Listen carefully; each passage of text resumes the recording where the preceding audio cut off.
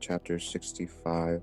The ship began inside a cramped car filled with gear, stale coffee, and exhaustion, where Mikhail, Jax, and Miss Day 333 prepared for another night of movement.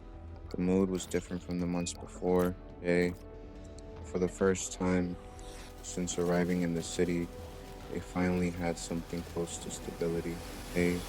The endless drifting between temporary shelters and overcrowded hideouts was giving way to a more grounded arrangement.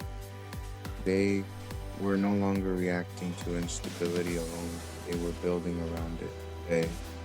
Before this transition, life revolved around a deteriorating apartment complex packed with TXS members, Mikhail, Jax, and Miss Day 333 shared a tiny two-bedroom space with 8 others, sleeping on thin mats spread across gold linoleum floors.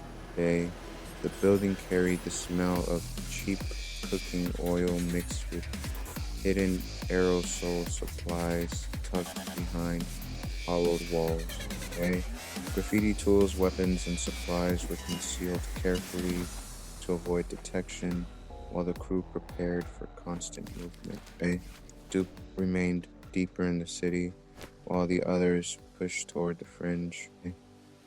His role was to hold the center steady and make sure no one became trapped in one location long enough for surveillance systems to lock onto them. He tracked movement patterns and kept the crew mobile.